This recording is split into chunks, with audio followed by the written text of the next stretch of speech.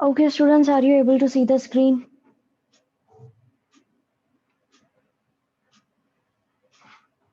Yes, ma'am. If you have any problem regarding yesterday's topic, you can ask me.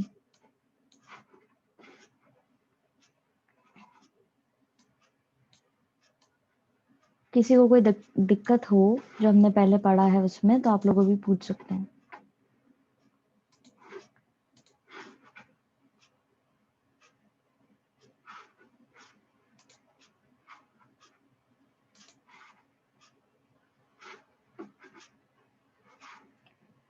Shall I proceed further?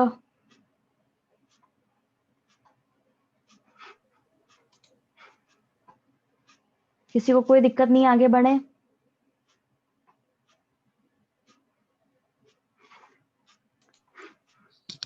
No, ma'am, no problem.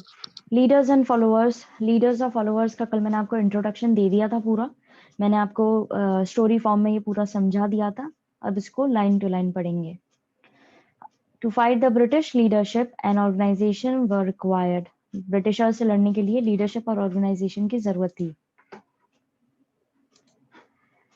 For these, the rebels sometimes turned to those who had been leaders before the British conquest. और इसी चीज के लिए जो rebels थे, जो विरोधी थे ब्रिटिशर्स के, वो एक क्या होता था, कई बार उन लोगों का गाइडेंस लेने के लिए मुड़ जाते थे जो पहले से लीडर्स रह चुके हैं, जब तक कि ब्रिटिशर्स ने हम पर राज नहीं किया था. उससे पहले के जो लीडर्स हैं, क्योंकि उन्होंने लड़ाइयाँ तो लड़ी ही हैं आपस में, एक दूसरे के राज्य से ये इनकी लड़ाइयाँ होती रहती थी, तो वो एज अ लीडर पहले से स्टैब्लिश थे.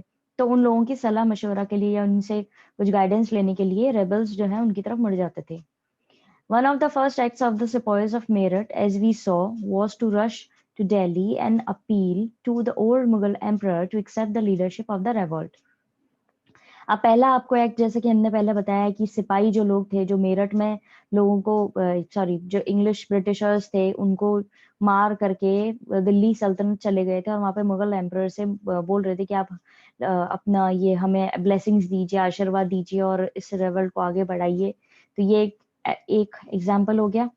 This acceptance of leadership took its time in coming. Bahadur Shah's first reaction was one of horror and rejection. अब ये acceptance जो है leadership की, इसको थोड़ा समय लगा आने में, और बहादुर शाह का पहला reaction तो ये था कि वो डर गए थे और उन्होंने इस चीज को reject कर दिया था. It was only when some sepoys had moved into the Mughal court within the Red Fort in defiance of normal court etiquette that the old emperor, realizing he had very few options, agreed to be nominal leader of the rebellion. ठीक है. अब ये कब उन्होंने accept किया था, जैसा हमने पिछली क्लास में भी पढ़ा था, बहादुर शाह कब माने थे, जब उनकी कोर्ट के अंदर, मुगल कोर्ट के अंदर जो कि रेड फोर्ट के अंदर थी, वहां पर कुछ सिपाही जो नॉर्मल कोर्ट एटिकेट होता है वो भी फॉलो ना करके डेफियंस तरीके से, यानी कि बोल्ड डिसओबीडियंस, यानी कि पूरे खुले तौर पर डिसओबीडियंस करते हुए अंदर एंटर हो गए थे और वहां जाके उनसे बोल रहे थे कि आप हमें अपना ब्लेसिंग्स दीजिए. तब इन्होंने, ओल्ड ये जो बुजुर्ग एम्परर थे, इनको रियलाइज हुआ कि उनके पास बहुत कम ऑप्शंस बचे हैं और वो अग्री कर गए थे. Realizing that he had very few options, agreed to be the nominal leader of the rebellion. वो भी क्या बन जाएंगे, एक लीडर की तरह बन जाएंगे इस ये जो रेबेल चल रहा है उसकी तरह. फर्स्ट पैराग्राफ के अंदर किसी को कोई दिक्कत?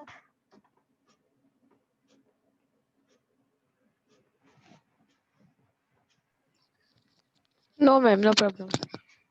ओके. अब उसी तरह के सीन्स जो हैं बाकी जगह पे भी देखने को मिलेंगे, छोटे स्केल पे भी. कानपुर में सिपाही लोग जो थे वो जो कि नाना साहिब का टाउन था, वहां गए थे. पेशवा बाजीराव सेकंड से सक्सेसर थे नाना साहिब, उनके पास गए थे. उनके पास भी कोई चॉइस नहीं थी कि वो एज अ लीडर ही उनका, मतलब चॉइस थी नहीं कि ये लोग बैकआउट कर सकें. इनको ज्वाइन करना ही था लीडर की तरह. फिर झांसी की रानी जो है, वो तो पॉपुलर प्रेशर रहा है उनके आसपास तो इस लीडरशिप को ज्वाइन करने के लिए. फिर कुंवर सिंह का है. इस तरह के कई सारे एग्जाम्पल्स आपको इस सेकंड पैराग्राफ के अंदर देखने को मिलेंगे. लाइन टू लाइन पढ़ते हैं अब. Elsewhere similar scenes were enacted though on a minor scale. अब इसी तरह की चीजें जो हैं बाकी जगहों पे भी देखने को मिली, भले वो छोटे स्केल पे हों. In Kanpur, the sepoys and the people of the town gave Nana Sahib, the successor to Peshwa Baji Rao II, no choice save to join the revolt as their leader. अब इसी तरीके से नाना साहिब जो कि पेशवा बाजी Rao second के successor थे, उनके पास भी कोई चॉइस नहीं थी, उनको भी ये रेवोल्ट ज्वाइन करना पड़ा लीडर के तौर पे. In Jhansi, the Rani was forced by popular pressure around her to assume the leadership of the uprising. So was Kunwar Singh, a local zamindar in Ara in Bihar. Jhansi की रानी जो थी उनके पास भी कोई चॉइस नहीं थी, उनके ऊपर भी आसपास काफी प्रेशर बनाया हुआ था इस तरह की लीडरशिप को ज्वाइन करने के लिए, और उसी तरह का केस कुंवर सिंह के साथ भी हुआ जो कि लोकल जमींदार थे। आहरा जगह है बिहार के अंदर, वहां के। In Awadh, where the displacement of popular Nawab Wajid Ali Shah and the annexation of the state was still very fresh in the memory of the people, the populace in Lucknow celebrated the fall of British rule by hailing Burgess Qadir, the young son of Nawab, as their leader. अब अवध के अंदर क्या हुआ था, popular जो नवाब वाजिद अली शाह थे उनको हटा करके उनकी स्टेट के ऊपर ब्रिटिशर्स ने कब्जा कर लिया था, अपने अंडर में कर लिया था उसको। तो ये जो किस्सा था ये बहुत ही फेमस था उस समय में, और इसकी यादें जो है अभी लोगों के दिमाग से हटी नहीं थी, ये लोगों की यादों में भी ताजा था। इसीलिए लखनऊ के अंदर भी ब्रिटिश रूल हटा, ठीक है, और वहां पर नए जो लीडर के तौर पर आए वो थे बर्जिस कादर, जो कि यंग सन थे नवाब के, ठीक है, उनको लीडर की तरह वहां देखा जाने लगा। तो यहाँ पर बेसिकली सेकंड पैराग्राफ, जैसा मैंने कल आपको समझाया था, यहाँ पे अलग अलग एरियाज में लोगों ने इस चीज को अपनाया, रिवोल्ट को ज्वाइन किया एज अ लीडर के तौर पर, क्योंकि उनके पास पे और कोई ऑप्शन नहीं था।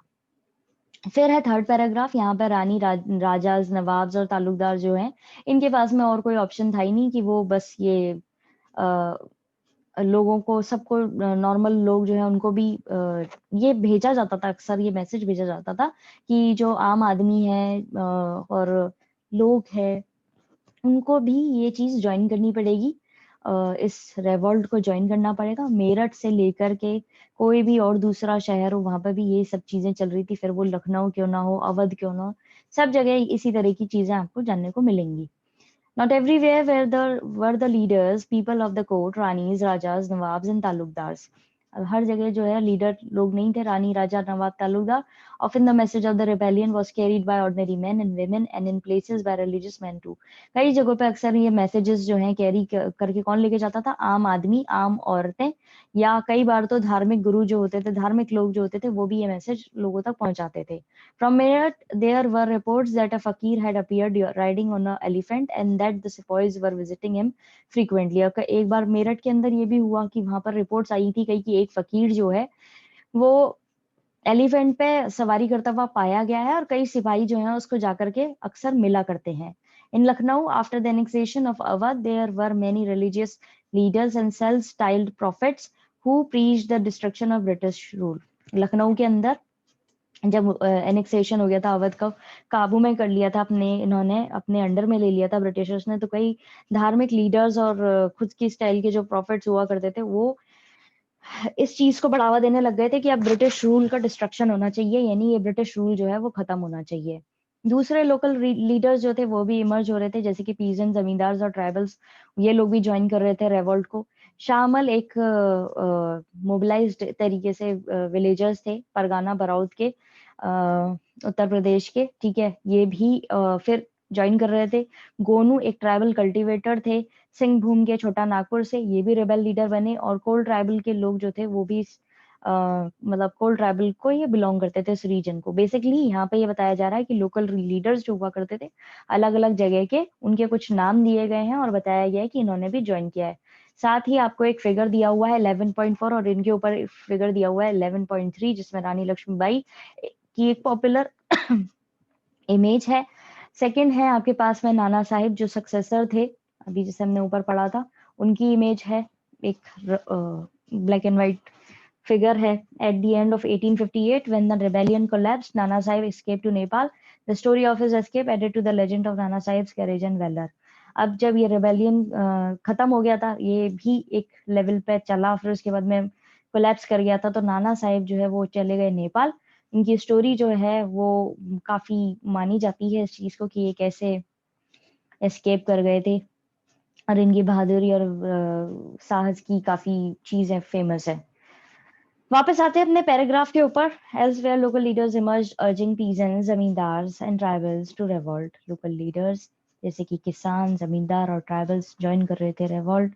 Shah Mal mobilise the villagers of pargana Baraut in Uttar Pradesh, और शाह मल जो थे उन्होंने वहाँ के जो गांव वाले थे परगना बराउत उत्तर प्रदेश के, उनको भी इस चीज के लिए प्रोत्साहित किया था, मोटिवेट किया था। Gunu, a tribal cultivator of Singhbhum in Chota Nagpur, became a rebel leader of Kol tribal of the region.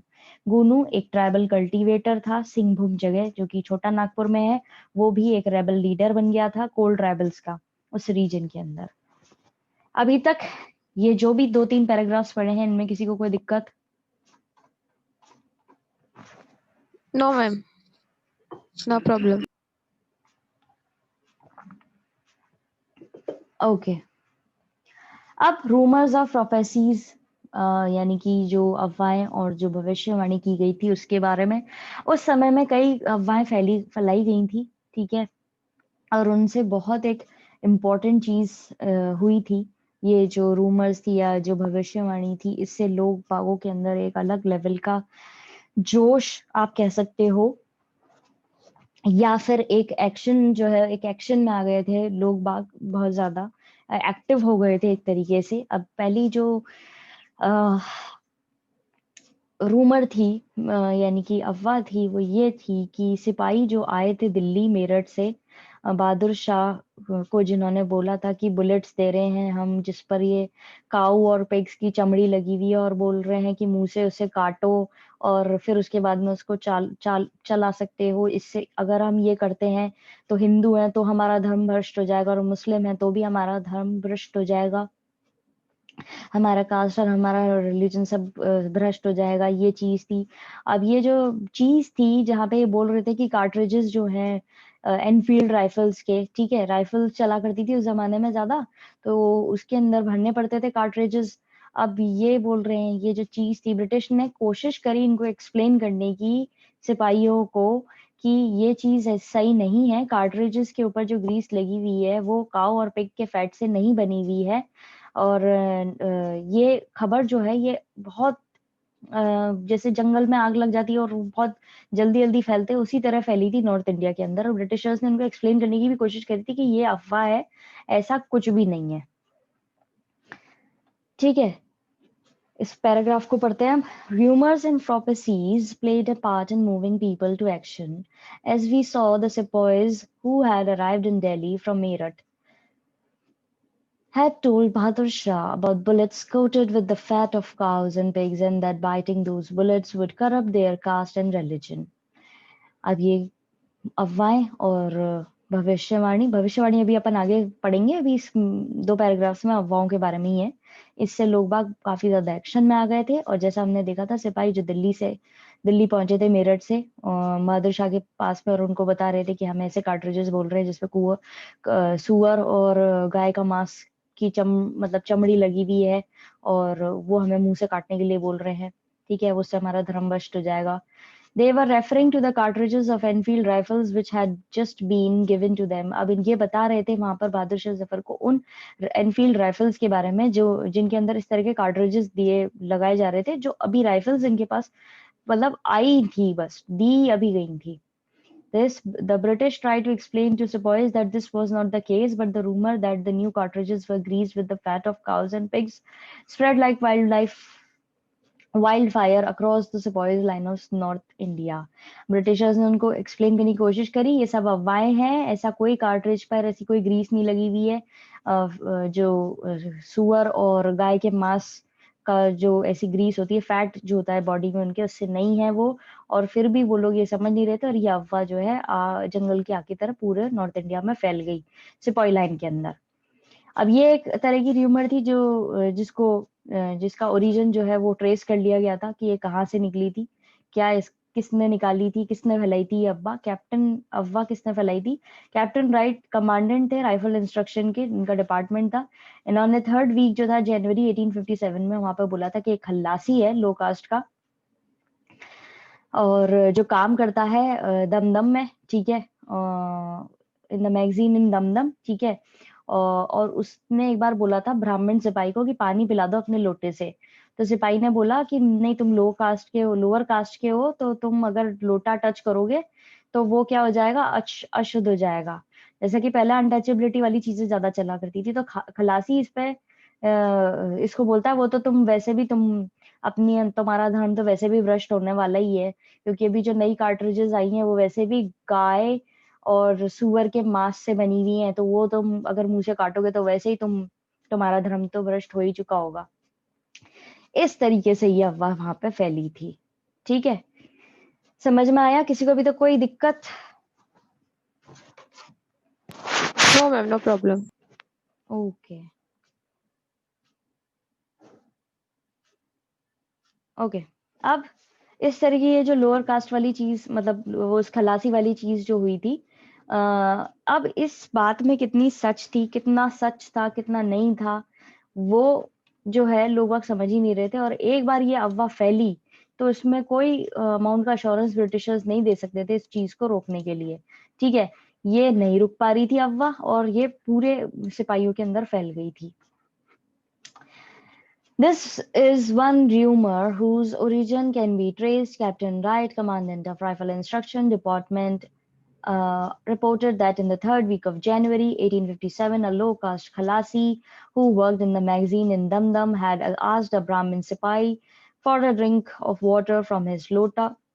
The Sipahi had refused, saying that the lower caste touch would defile the lota. The Khalasi had reportedly retorted, "You will soon lose your caste. As long you will have to bite cartridges covered with the fat of cows and pigs." We do not know the veracity of the report, but once this rumor started, no amount of assurance from British officers could stop its circulation, and the fear it spread among the sepoys. I don't think ये आपको hard लग रहा होगा, language बहुत easy है, इसीलिए मैंने आपको सारा एक्सप्लेन कर दिया एक बार में, एक ही बार में पढ़ भी दिया है। बीच के जो Yes, ma'am. लाइंस बचे हैं वो मैं आपको अच्छे से और बता देती हूँ। कैप्टन राइट कमांडेंट थे राइफल इंस्ट्रक्शन के डिपार्टमेंट के। इन्होंने बताया कि तीसरा हफ्ता था जनवरी का, 1857 की बात है। एक लो कास्ट खलासी ने पूछा, जो काम करता था मैगजीन के अंदर, दमदम एरिया के अंदर, उसने एक ब्राह्मण सिपाही को बोला कि पानी पिला दो अपने लोटे से। तो सिपाही ने बोला कि सॉरी, मैं नहीं पिला सकता क्योंकि तुम लो कास्ट के हो, और अगर तुम टच करोगे तो मेरा लोटा जो है वो थोड़ा डिफाइल हो जाएगा, यानी कि वो अशुद्ध हो जाएगा। इस पे खलासी बोलता है कि तुम वैसे भी अपनी कास्ट जो है, you will soon lose your cast, तुम अपनी जो धर्म और अपनी जो कास्ट है वो वैसे भी लूज करने वाले हो, क्योंकि ये जो नए कार्ट्रिजेस आए हैं ये वैसे भी गाय और सुअर के मांस से कवर्ड है, फैट से कवर्ड है, तो इसको मुंह से तुम काटोगे तो वैसे ही तुम्हारा धर्म तो भ्रष्ट हो ही जाएगा। अपनी जो अपर कास्ट है तुम वैसे ही लूज कर दोगे। अब हमें नहीं पता इस बात में कितनी वेरासिटी है, यानी कितनी एक्यूरेसी है, कितना ट्रुथ है इस रिपोर्ट के अंदर, लेकिन हमें ये जरूर पता है कि जैसे ही वंस दिस रूमर स्टार्टेड, जैसे ही रूमर स्टार्ट हुई, कोई अमाउंट का अश्योरेंस, यानी कितना ही ब्रिटिश ऑफिसर्स ने इनको समझाया हो, अश्योरेंस दिया हो कि भाई ऐसा नहीं है, वो किसी काम का नहीं रहा। और वो इस सर्कुलेशन को रोक नहीं पाया, इस बात का जो ये बात फैली उसके सर्कुलेशन को रोक नहीं पाया। And the fear it spread among the सिपाही, और जो डर बैठ गया था सिपाहियों के अंदर, उस चीज को वो लोग खत्म नहीं कर पाए। अब इसके साथ साथ और भी कई रूमर्स हैं जो स्प्रेड हुई हैं इस एरिया के, मतलब इस चीज के अंदर। इकलौती यही रूमर नहीं थी जो फैल रही थी नॉर्थ इंडिया के अंदर 1857 में। वहां पे एक और रूमर थी जिसमें ये बताया गया था, जिसके पीछे बहुत बड़ा षड्यंत्र था कि ये इनके कास्ट और रिलीजन जो है उसको डिस्ट्रॉय करना चाहते हैं, हिंदू और मुस्लिम दोनों के ही। और इस रूमर को मिक्स किया गया कैसे, एक और रूमर के साथ में, ये बोल करके कि ब्रिटिशर्स ने गाय और सुअर की हड्डियों को पीस करके उसका पाउडर आटे में मिला दिया है और वो आटा मार्केट में बिक रहा है। ये भी एक और र्यूमर थी। शहर और कैंटोनमेंट्स और सिपाही और कॉमन लोगों ने उस आटा को टच करने से मना कर दिया, और उनको ये डर था और उनको ये शक था कि ब्रिटिशर्स जो हैं इंडियंस को क्रिश्चियनिटी में कन्वर्ट करना चाहते हैं, वो उनका धर्म भ्रष्ट कर देंगे, फिर उसके बाद में उनको बोलेंगे कि चलो अब क्रिश्चियनिटी अपना लो। अब ये जो घबराहट थी लोगों के अंदर बहुत ज्यादा फैलने लगी। ब्रिटिश ऑफिसर्स जो हैं वो कोशिश कर रहे थे उनके डर को समझाने की, लेकिन वो सब व्यर्थ जा रहा था, वो नहीं समझ रहे थे। एक बार डर जो है आदमी के दिमाग में बैठ जाता है तो फिर वो क्या होता है, उसको निकालना बहुत मुश्किल हो जाता है, जब तक कि वो खुद खुद से कोशिश नहीं करे चीजों को संभालने की। ठीक है। अब इसके बाद में एक और ये भविष्यवाणी हुई कि ब्रिटिश रूल जो है वो खत्म हो जाएगा 100 साल बाद। बैटल ऑफ प्लासी जो हुआ है उसके 100 साल बाद 23 जून 1857 को 100 साल पूरे हो जाएंगे, तो इनका ये रूल जो है खत्म हो जाएगा। ये भविष्यवाणी भी हो गई और इसके रिस्पॉन्स में ये एक्शंस हो रहे थे, ये सब भी बोला गया। ठीक है, अब इसको लाइन टू लाइन पढ़ते हैं। This was not the only rumour that was circulating in north India at the beginning of 1857। खाली एक ही यही अफवाह नहीं थी जो फैल रही थी 1857 की शुरुआत में। There was the rumour that the British government had hatched a gigantic conspiracy to destroy the caste and religion of Hindu Muslims. वहां पर एक और अफवाह उड़ाई गई थी कि ब्रिटिश सरकार जो है वो एक बहुत बड़ी षड्यंत्र रच रही है लोगों की कास्ट और रिलीजन को भंग करने के लिए, हिंदू और मुस्लिम्स जो है उनकी। To this end the rumour the to this end, the rumor said the British had mixed the bone dust of cows and pigs into the flour that was sold in the market। और इसको and करने के लिए ये भी इस चीज को, ये जो उनकी अफवाहें थी ना कि इनका धर्म भ्रष्ट करना चाहते हैं, उसको उसका एक्सप्लेनेशन ये दे रहे थे कि ब्रिटिशर्स ने हड्डियों का चूरा जो है मिला दिया है, काऊ और पिग की हड्डियों का चूरा मिला दिया है आटे में और वो मार्केट में आ गया है। In towns and cantonments, boys and the common people refused to touch the आटा। और इसी चक्कर में शहर और कैंटोनमेंट्स के अंदर और सिपाही जो लोग थे जहाँ पे रहते थे वहां पर उन लोगों ने उस आटे को टच करने से मना कर दिया। There was fear and suspicion that the British wanted to convert Indians to Christianity. और वहां पर डर था और लोगों को शक था कि ब्रिटिशर्स उनको क्रिश्चियनिटी में चेंज करना चाहते हैं। Panic spread fast. British officers try to allay their fears but in vain. These fears stirred man to action. अब ये ब्रिटिश ऑफिसर्स ने कोशिश करी इन लोगों के डरों को समझाने की, इनको डर भगाने की, लेकिन वो सब व्यर्थ गया। इनके डर जो है वो बैठ चुके थे इनके दिमाग में और इसी चक्कर में ये एक्शन में आ गए थे। The response to call for action was reinforced by prophecy that the British rule would come to an end on the centenary of the Battle of Plassey on 23 June 1857। अब ये रिस्पॉन्स जो था इस action को लेकर के वो ये आ गया था, एक भविष्यवाणी भी हो गई थी, ब्रिटिश रूल अब खत्म होने वाला है बैटल ऑफ प्लासी के सही एग्जैक्ट 100 साल बाद, यानी 23 जून 1857 को 100 साल कंप्लीट हो जाएंगे और उसके बाद में ब्रिटिश रूल खत्म हो जाएगा। समझ में आया? किसी को कोई दिक्कत?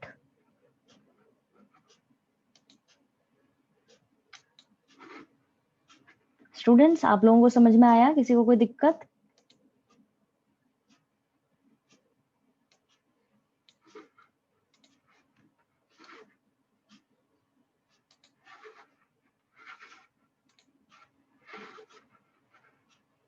Okay, that's it for today. Have a nice day ahead. God bless you all.